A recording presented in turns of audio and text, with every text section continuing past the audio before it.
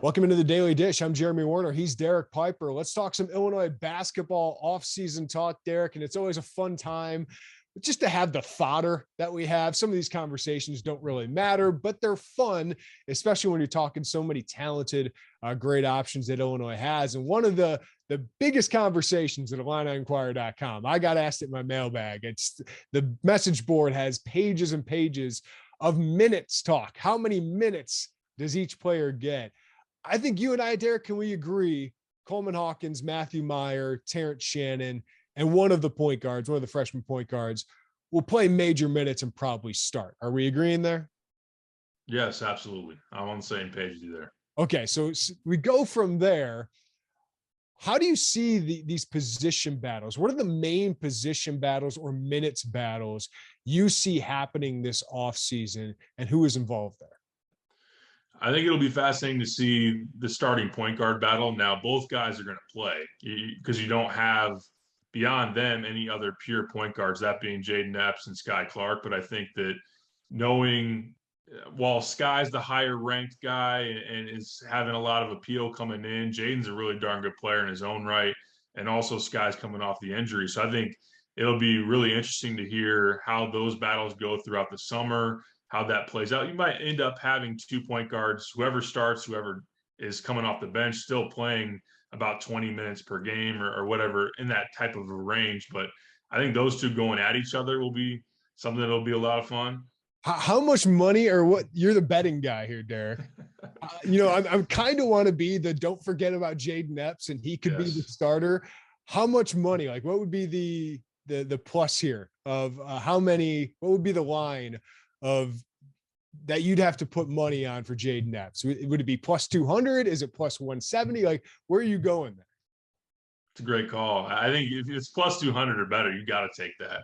I think properly priced, maybe plus 150. I think that would be good value there. I just think that we got to see Sky get healthy. And I just think, again, how talented Jaden Epps is. But I know the expectation has been for Sky to have that spot. But I think even people around the program will tell you right now, I mean, we haven't seen Sky fully healthy yet. So that is something to be factored in. And then Jaden can just get buckets, man. I think that if he shows out and he's a killer and he runs the best with that lineup, I think we might see him. So yeah, I think there is value on that.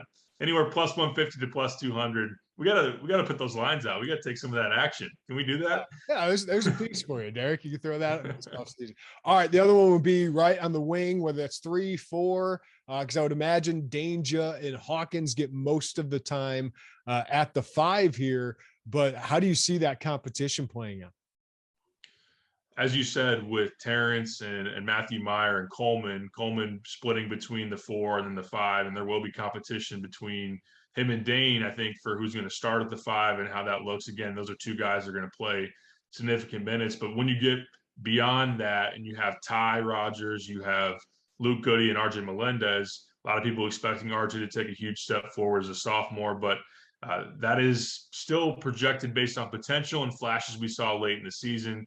Still a guy that in terms of a large minute share is unproven, is going to have to earn his minutes, especially with the momentum that Ty Rodgers has coming into summer camp and the way he played with Team USA at the FIBA Americas. He's going to push RJ. I think he's going to push Luke Goody in terms of those roles. So I think how that shuffles around, and we've talked about it a bunch with Ty, the great thing is he can play multiple positions. So I feel good about him playing a good chunk of minutes, but I think maybe if it's a starting spot between maybe RJ, depending on how they want to go, RJ and Ty, I think that's something that could play out. One of those guys end up being a starter, one comes off the bench, or just whoever gets the priority as far as you stack up the rotation and the biggest minutes out of those. So that's really going to be a fascinating competition. But even just putting those guys in the court with Meyer and Shannon and Hawkins, that's what a position group 2 through 4 that can really battle it out. Yeah, and you could have a death lineup of Hawkins at the 5. Iowa used this with Chris Murray at the 5 last year, and then Coleman's certainly longer than Chris Murray, or taller than Chris Murray, where you could have Melendez and Shannon and Rodgers and Hawkins, or you could throw Meyer in there. Like there's just so many fun opportunities that you could have. But we talk about RJ Melendez. I think a couple months ago, Derek, we're sitting there going, that guy's going to play 30 minutes.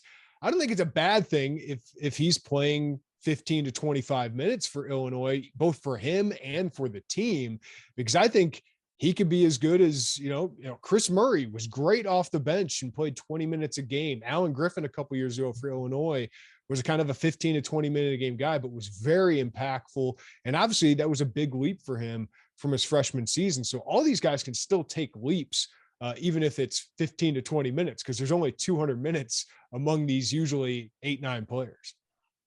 Definitely. I think if you went back to the spring a couple months ago, you would have said RJ has to start. I think a lot of people are still feeling that way. But of course, once you add Shannon, add Meyer, and then the way that Ty is playing, I think some things could potentially change there and he's going to have to earn it anyway. I mean, that was always going to be the case. While we can talk about the player that could be, that he potentially, if he's able to trend from the Houston game, from the late in that season, and go forward and take the steps that some players have taken, he could be a big factor there. But I think it's great that some of these battles, whether you're talking about the point guard battle, we're talking about big guys, or even on the wing, I mean, there's minutes to be had. It's not going to be a bad thing if someone say, oh, whether it's RJ and Ty, whoever outplays the other going into the season, that other player is still going to be a factor and still going to be able to have a role. So, but once you get to, Luke Goody, or as you get down that list, 8, 9 in the rotation, then some minutes could be really waning at that point. So there is competition to be had, and it's going to be very intriguing to see how it plays out this summer going into the fall. I think a lot of questions of kind of who's the top dog, who's the alpha on this team, but the depth is certainly a great thing for Illinois. The versatility, certainly a great thing. We'll write all about Illini basketball at IlliniInquirer.com. Keep it tuned there for all the latest on Illinois basketball.